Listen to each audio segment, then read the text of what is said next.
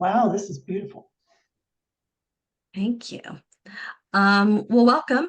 My name is Teresa Gerke, and this is a webinar for the National Federation of Business and Professional Women's Clubs.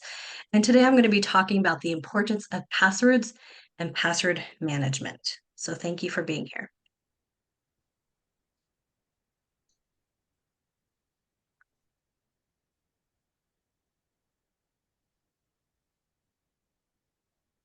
There we go. Just a little bit about myself. I am the founder and CEO of PopCykol. It stands for Protecting Our Precious Curious Kids Online. It's a cybersecurity awareness company for kids and caregivers, and we provide online safety and data privacy education for families. I also work in cyber governance for a financial institution. I have a bachelor's degree in art history and anthropology from the University of Denver and a master's degree in genetic anthropology and international development from Colorado State University. And I studied network security and computer networking at Arapahoe Community College. I have worked in cybersecurity since 2014 as a technical writer, project manager, and user experience manager.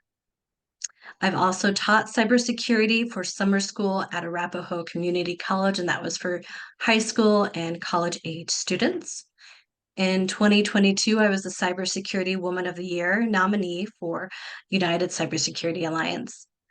I joined NFBPWC in 2022, where I was the Vice President of BPW Denver. I'm the current President of BPW Denver and Colorado Virtual and the National Digital Training Chair. And in 2023, I was a United Nations delegate and keynote speaker at the United Nations Commission on the Status of Women. And that presentation is on our YouTube channel. So, the importance of passwords and password management. So, what is a password?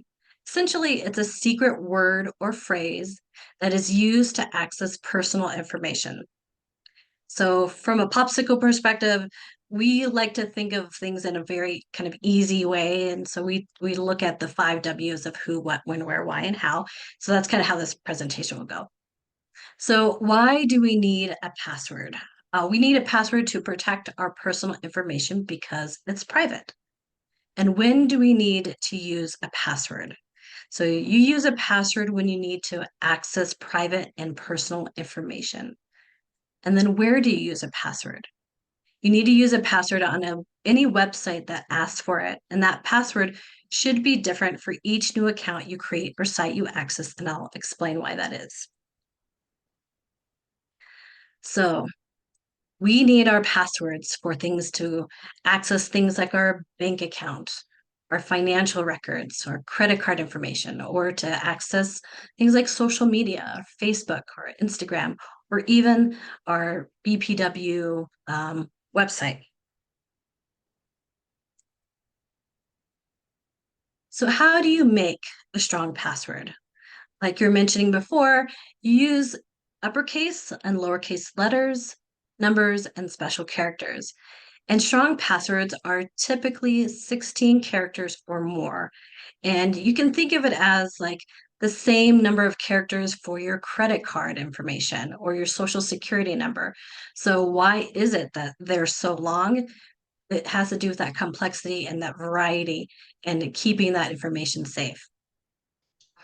We also recommend that you don't use personal information in your password itself, such as any part of your username, including your first name, last name, nickname, birth date, pet's name, your address, anything that will help identify you. We don't want to use in our password. We also don't want to use things like common English words or foreign language dictionaries because those can be used in different tools for attacking and cracking your password. We also don't recommend using simple alphabet sequences like A, B, C, D, E, F, G, H, QWERTY, or even the word password or a variation of password that uses like, the at sign or 040, like interchanging those. We don't recommend that.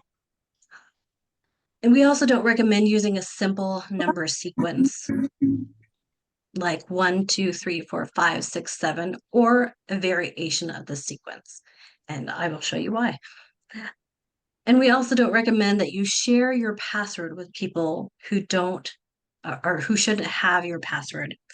There are ways to share your password that is secret, and you should do that with someone that you trust if you need to share a password. So I took this from a PopSoft website. They had a 2024 breach password report, but you can see kind of in this top sentence, 12345 6 was one of the most common compromised passwords found in Kraken Labs breach cloud application. We also see that simple passwords like pass at 123 or password like I was just explaining is too easy to crack. So, but I do want to mention that long passwords aren't safe either.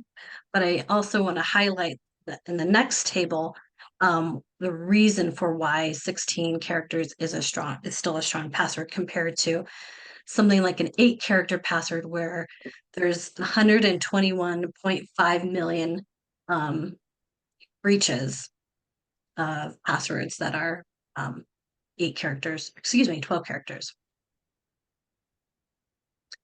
So this is a table that's put out every year by Hive Systems, and this is the time it takes a hacker to brute force your password. So this is the 2024 table. So you can see if you're just using numbers only or lowercase letters, upper and lowercase letters, a variation of numbers, upper and lowercase letters, or all the different things, numbers, uppercase and lowercase letters and symbols, how long it takes to brute force your password or essentially crack your password. So there are tools that can run like an algorithm or some kind of tool that can just try your password. So if there's a bad actor, a hacker, they can do some open source intelligence, get your name off the internet, maybe guess at your email address. So maybe it's Barbara Bozeman at like gmail.com. If that's really easy, then they can start using those tools and techniques to brute force your password. So I'll give you a few seconds to look at the table.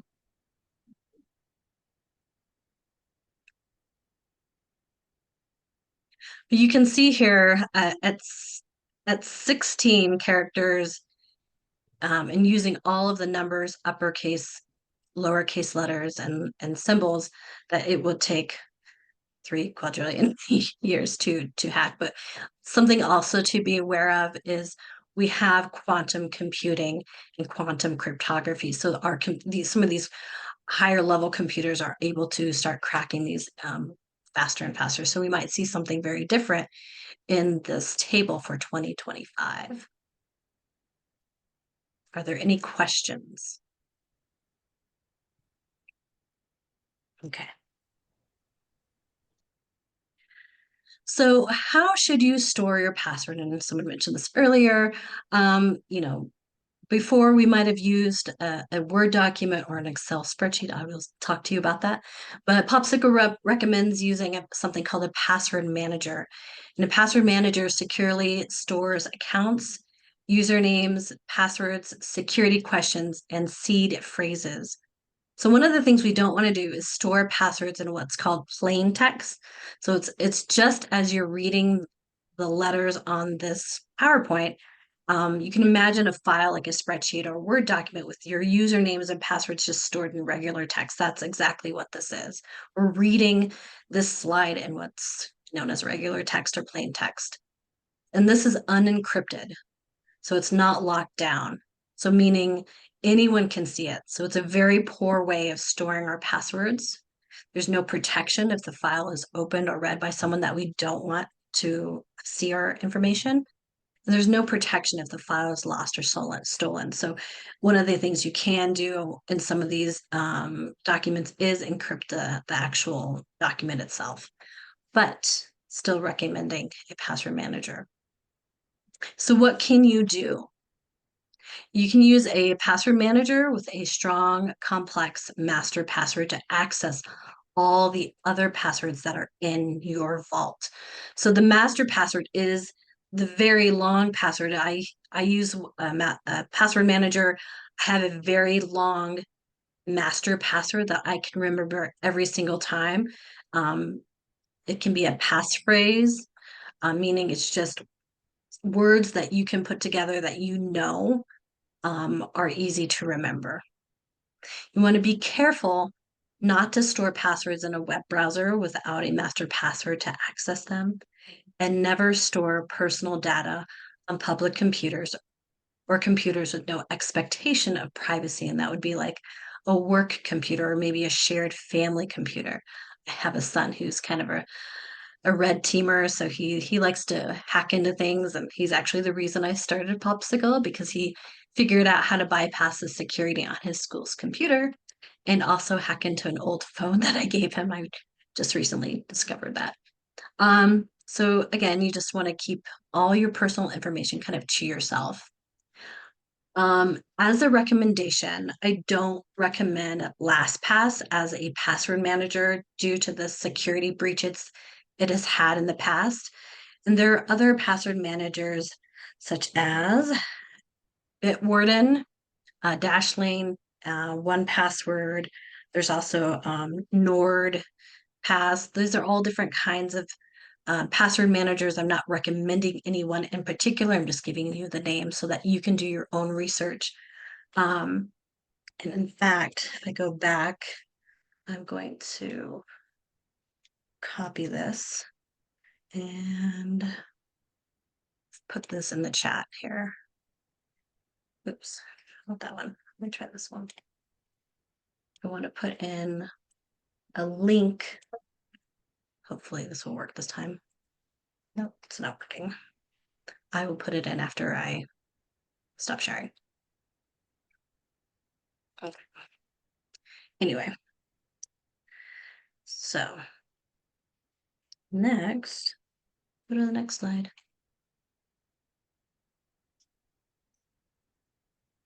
So this is the interactive part of the presentation. Have you ever been hacked, or has your personal data ever been in a security breach? So you can actually go to this website. It's called haveibeenpwned.com. That is spelled correctly. So if you want to open up a web browser, Google or Chrome or Firefox or whatever it is you use, or Bing, you can type in this password and you can enter in your email or a phone number and check to see if your information has been in a security incident. Thank you. Okay, well, don't do that. Hard for me to do that. No problem. No problem.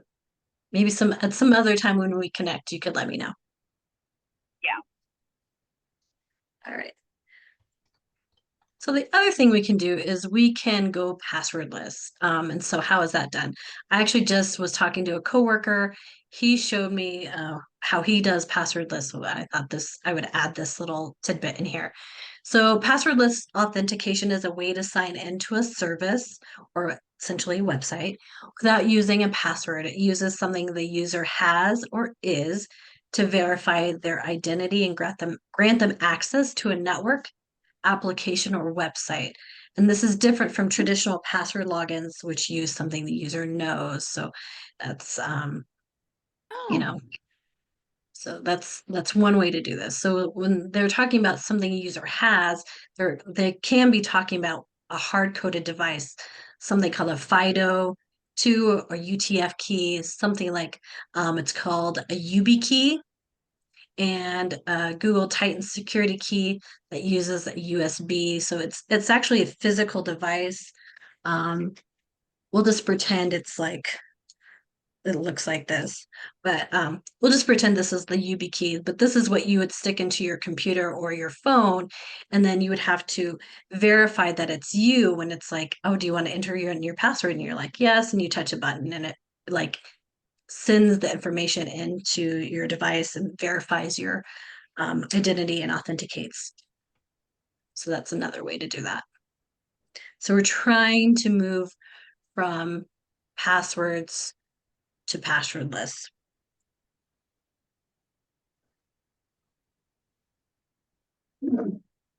And so that was the presentation. If you have any questions, please let me know if you want to contact me as well. So I wanted to tell you a little bit about Popsicle before we did a Q&A. So our Popsicle website is PopCykol.com. We also have our Popsicle online school. It's called PopSchool. And that's PopCykol.com. Popsicles on YouTube. We have a LinkedIn page, Instagram, Facebook. You can always email me at teresa@popsicle.com or digital training at nfbpwc.org. A little bit about the company, again, which stands for Protecting Our Precious Curious Kids Online. One of the things I do is I do corporate presentations and family one-on-one consultations. So I can give presentations that are really catered to your family's needs about anything that has to do with cybersecurity awareness or online safety. That could be anything from, again, passwords and multi-factor authentication, which kind of go hand in hand, cyberbullying, online etiquette or netiquette, as something we call it. And our penguin characters are have names. So we have Spicy, Sweets, and Savvy, and each of those characters represents where a person is on their cybersecurity journey. So Spicy's kind of pouty and he doesn't want to do the right thing and he doesn't like take in the information and the education. Sweets is the character who wants to learn but doesn't know everything there is about cybersecurity. And then Savvy is our teacher. She's our wisdom and she loves to teach Spicy and Sweets how to do the right thing online. So each of those characters builds into like our fun and engaging content. And then there's a QR code if you want to just, instead of like looking at these links here, you can connect with us directly through that QR code. And that is a safe QR code since I tested it last night.